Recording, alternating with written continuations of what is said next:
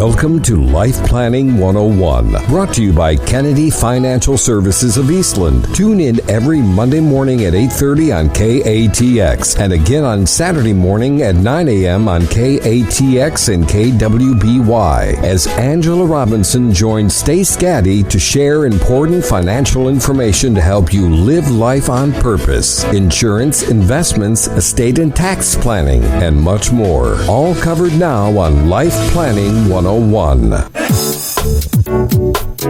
Good morning, everyone. Another edition of Life Planning 101. I'm so excited.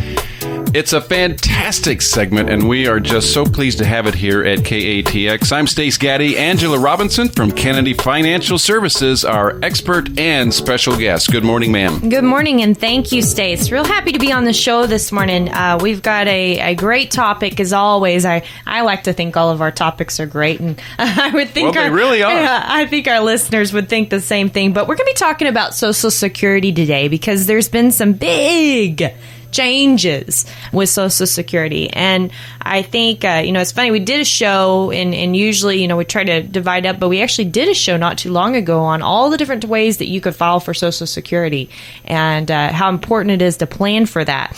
And that being said, and that show being done, in November, President Obama signed a budget act for 2015 into law, and it was a bipartisan, so both parties agreed on this, and it actually took away some current benefit strategies of the Social Security system. Now, this is in addition to most of you knowing about not getting a raise for 2016 if you are taking Social Security, because they said we did not have inflation in 2015, so no cost of living adjustment. That statement is debatable. Is that in my debatable? book. Yeah, it's debatable in my book, but it's what the government tells us, and what the government says goes when it comes to when they write your checks, right? And then the second thing, which is kind of little known, and I find it so funny that it is little known, but because there was no increase in the system, the actual maximum benefit amount that you can receive from Social Security was reduced. Really? Yes. So that is a little known fact. But that's not what we're here to talk about today. We're actually here to talk about the strategies that are being taken out of the Social Security system. And the reason I really want to talk about this is not to say, oh, bye-bye, and so long, farewell, but because you can actually, in some instances, still take advantage of these strategies, but there's a timeline to get this stuff done. So that's what we're going to be talking about today. So it's really, really important because these windows of opportunity, they can potentially add tens of thousands of dollars back into your pocket. So it's really important that you know exactly what's available to you and when it's available to you and when that should be taking place. I will say, just as an introduction to the show today, we are going to have some trivia. So make sure that you listen in and get your email out ready to go. Life Planning at Kennedy-Financial.com, because we're giving away a free month of gym membership, as I promised that we're going to do quite often during the holiday season. Yes. And to gear up for that New Year's resolution, right? Second of all is we encourage your questions. We want to hear your questions. I'm actually going to be talking about one of the questions that was presented to me this last week about Social Security on the show today. So for the best question of the week, we are giving away 3 pairs of pants, either dry cleaned or starched, compliments of Comet Cleaners. So make sure that you go ahead and send us your questions. There is no dumb questions. I promise you that. And of course, the middle segment of our show today, we're going to have our special guest that comes monthly, our internal CFA at Kennedy Financial Services that manages our money and is watching the markets very closely. I know there's a lot going on, a lot of volatility, and people are having a lot of questions because this has been a crazy year. So it'll be great to hear what he has to say, and he'll be with us after our first break. So let's kind of get into this Social Security segment, and then we're going to wrap it up at the end of the show. And I think, there's for some people, there's great news, there's okay news, and then there's really bad news. So okay. we're going to address all 3 of them today. But what the Social Security Act did is, or I say the Social Security Act, the Budget Act of 2015 did, was it divided recipients that are married or divorced. okay, because they fit together when it comes to filing for Social Security, into 3 different age groups. And so depending on when you and or your spouse was born, and that's really important, the and or, because you may think, well, I wasn't born in that time frame, so it doesn't matter. But if your spouse was born in that time frame, you may as well be eligible. So you have to be very conscientious of what is actually going on here. So and or, depending on when you and or your spouse was born, or your ex-spouse if you're divorced, will decide if these strategies are still available to you. Widows, widowers, singles, they're going to play by a whole different set of rules. And we'll kind of talk about those rules at the end of the show. But what I want you to realize and remember, and this is with everything, of course, that we talk about on the show, is, there's no one size fits all. We can't cookie cut your situation with everybody else. So, we've run several scenarios for various families. And I will tell you this, only a very small few actually benefited from the same strategy. Isn't that crazy? Yeah. I mean, you think about Social Security, you think, well, that's pretty simple. I just try to look at my crystal ball of how long I'm going to live and decide when I'm going to take it, or, if I have to take it, I have to take it. But really, most people benefit from using the system and the strategies in different ways. So it's critical that your plan is developed to tailor your unique situation, not just what you hear me say on the show today. So let's get started right now before the break with the group that needs immediate attention. And I'm going to start this, but we're going to finish it up again in the last segment of the show. If you or your spouse were born on May 1st, 1950 or before, you still have time to take advantage of everything the Social Security system is going to be taking away. Everything. Okay. But there's one important date you need to keep in mind. You've only got until April 30th to do it. So that's not many months down the road. I mean, we're looking at 4.5 months, and then those strategies are going to be disappearing along with everything else. Now, what are these strategies we're talking about? There's 2 of them. There's what's called a file and suspend strategy, and there's what's called a restricted benefit strategy. Okay, so when we're looking at both of these strategies, and what I want you to realize is for the restricted strategy, there's another age group that falls into this. But what it allows you to do, again, is be able to have the opportunity to put tens of thousands of dollars back into your pocket. So when we join the last segment of the show, we're going to be talking about this, and you don't want to miss the potential to be able to put that money back in your pocket. Very good. Angela Robinson, our guest and expert from Kennedy Financial Services. Folks, you're listening to Life Planning 101 if you've just joined us. Let's check in with our sponsors, and we'll be right back with more. Don't touch that dial.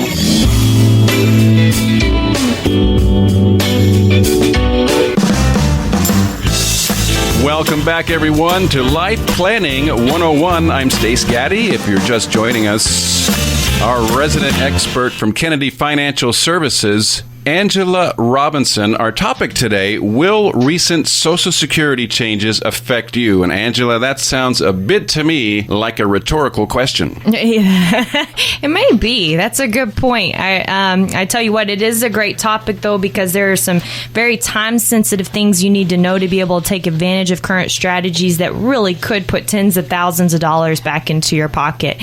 And we're going to be talking about those in the last segment of the show and circle back there. But before we get to that, we've got our special guest, our monthly special guest on the show to give us a market update. I know the markets have been absolutely crazy this year. Lots of ups and downs. I know people are wondering what is going on. We all kind of expected after Black Friday, and we get that Santa Claus rally in the market, and it just hasn't happened. So there's been a lot of ups and downs, and I know Aaron's going to give us great information, and we're very pleased and honored to be able to have a CFA in our office that's able to help our clients make great decisions about their investments. So, Aaron Kennedy, thanks for being on the show today. And what can you tell us about this fictitious Santa Claus rally that should be occurring? Hey, well, thanks for having me. Typically, December is a really good month for the year, and we get the majority of our returns, and that's why they call it the Santa Claus rally. But if you really look at what's going on in the world, I think the market's acting like it should. And going back, with all the uncertainty and all the things that have happened, maybe the market's even making up for its inactivity in the recent past. Janet Yellen's come out basically and said that interest rates, it's a foregone conclusion that they're going to raise. So markets should be jittery on that. Typically, it's a good thing in the market in the short run.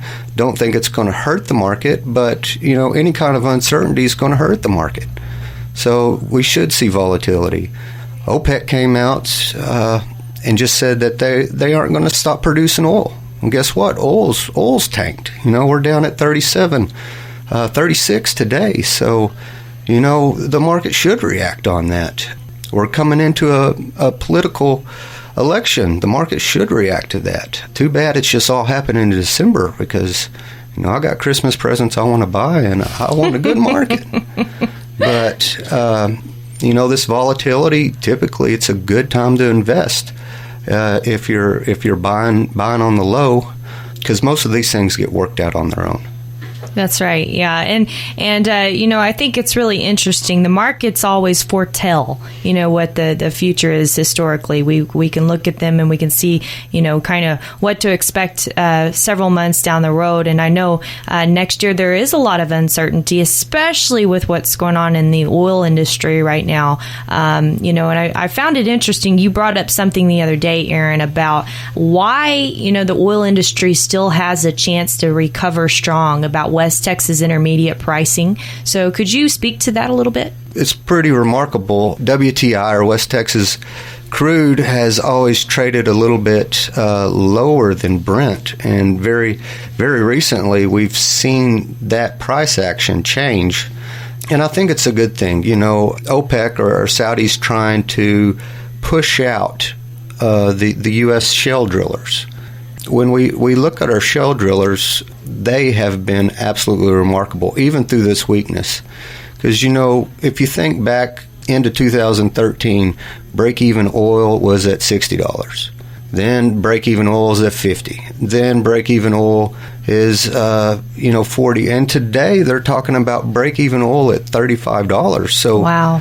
Think about that. Our oil companies are so advanced and getting so lean that they're able to make money at this price point. Not all of them, but the ones that survive will learn to make money at this price point. And guess what happens when oil goes back up to 40, to 45, to 60? We're going to have some very efficient companies and a lot of companies out there that are going to be making a lot of money. So that's exciting, actually. Very exciting. Yeah. And I'm not going to stop driving my F-250 or hauling around our animals or anything else, and I doubt very few people do as well. So the demand is going to be there. Right. We just got to fix our supply problem. Yeah, and this market, in a lot of ways we've talked about this. This has some opportunity, and we've actually been excited about the volatility occurring because we have a process that we use with our investors that we're constantly buying into the market, even when they're retired. We force a buy into the market at all times. So volatility is our friend. And Aaron, if you can talk just a little bit about why that is, and then right now in the markets overall. Here we are at the end of the year. I had a client ask me yesterday, well, since it's volatile, since it's down, is this a good time to buy? In most aspects, absolutely. There's a saying that you want to buy low and sell high. You have to remember that as difficult as it gets, nobody ever makes money by selling or buying high and selling low. And how that works is when something goes down in value, or down in price, not necessarily value, you buy it. So if you can find the area of the market or a company or a country that has great value and selling at a discount, you buy it. And if you look at it, markets go down on a whim, monthly, weekly, or even yearly. Doesn't necessarily change the value of that investment. So when you can get great value at a really good price, that's when you buy. And you got to have a discipline. And you have to have a way to do that. And then that's what we do. We set up that discipline. That's great. That's great. And that's exactly right. We stay disciplined through all kinds of experiences, and our experiences have taught us to be okay with that discipline. Thank you, Aaron, so much for being on the show today. It's always such a pleasure for our listeners to be able to hear a market update from someone that's consistently watching it day in and day out. Hey, thank you. And everybody have a Merry Christmas. So when we come back, we're going to be talking more about these Social Security changes and what you need to know to be able to take advantage of these systems.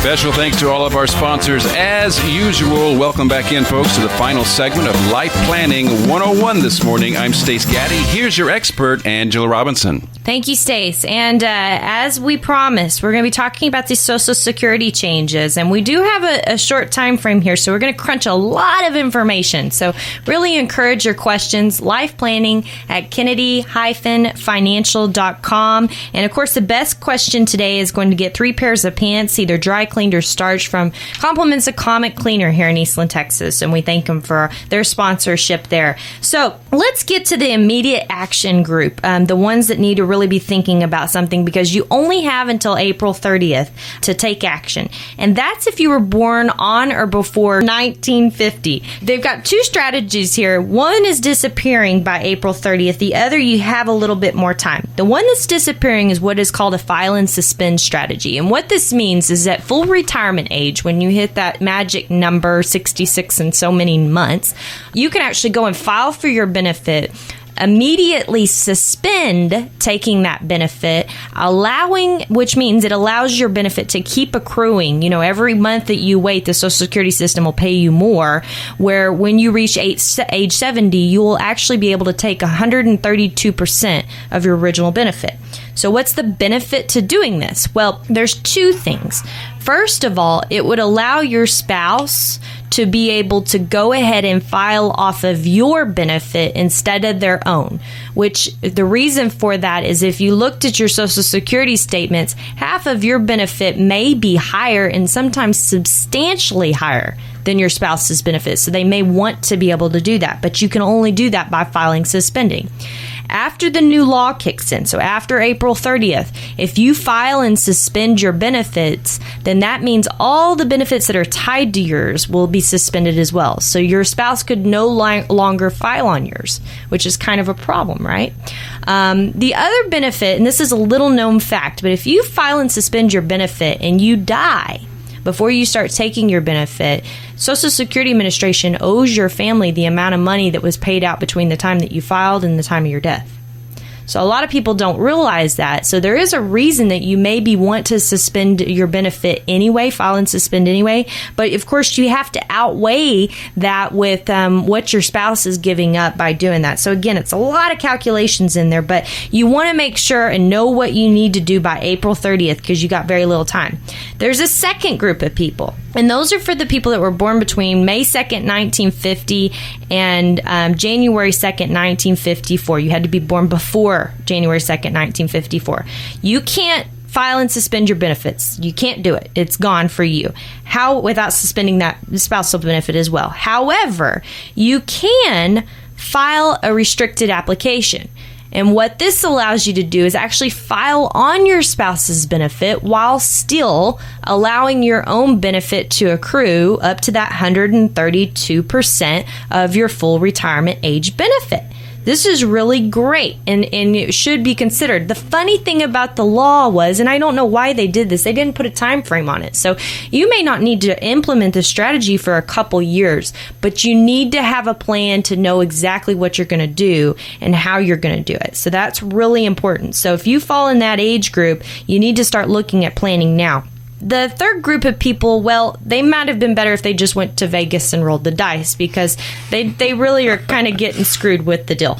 They, if you were born after January 2nd, 1954, you can't do either strategy. You're out of luck. However, there's irony in this because I think your planning is actually more difficult now than for the people that had all these options. It makes it more difficult to figure out where income's going to come from in retirement. Of course, if you're losing out on tens of thousands of dollars, you know that. But also, just like we mentioned before, suspending your benefit has a very significant advantage in itself. Being able to know that if you were to die prematurely and your family were to be paid back that money, that's a really big benefit to be able to have. But what does that do in waiting, of not letting your spouse file on your benefit? So, making sure you crunch those numbers and know what you're looking at is really important. And then another, thought is of course, is just that crystal ball. Because now without these benefits that let you do kind of intermediate actions, that crystal ball says, well, you've got to figure out when you're going to die. And then we'll know how to plan your Social Security. So, not having that middle road, it's just planning for the unknown. So it's much harder for those born after 1954. A Greek philosopher, I think this is funny, Heraclitus said, there is nothing permanent except change. And here we are, 2,500 years, and that is still true. 2,500 years after he said it, and it's still true. So, let's go to our trivia for the day. Again, free month of gym membership, your choice to help you set in those New Year's resolutions. But here's the trivia. What is the deadline for the file and suspend strategy next year? Life planning at Kennedy-financial.com. Make sure you email us. Make sure you email your questions, because I know someone else probably has those same questions. The thing that we're always looking to do is to be able to help you strategize all these various opportunities, because it can be overwhelming. There is a lot out there. And to be honest with you, to get the facts right, in order to do this show today, I had to listen to 2 different conference calls and read about 10 articles to make sure that everything was accurate, because it can be very confusing. So when you add numbers to that, I can only imagine. My name is Angela Robinson with Kennedy Financial Services. We really appreciate you listening to the show every week, and please provide any comments, questions you have, and we look forward to being able to help you plan better for your future and live life on purpose. God bless, and of course, Merry Christmas. Wow. Thank you, as always, Angela Robinson and Kennedy Financial Services, for the great information. Folks, thank you for joining us. Tune in again next time for more Life Planning 101.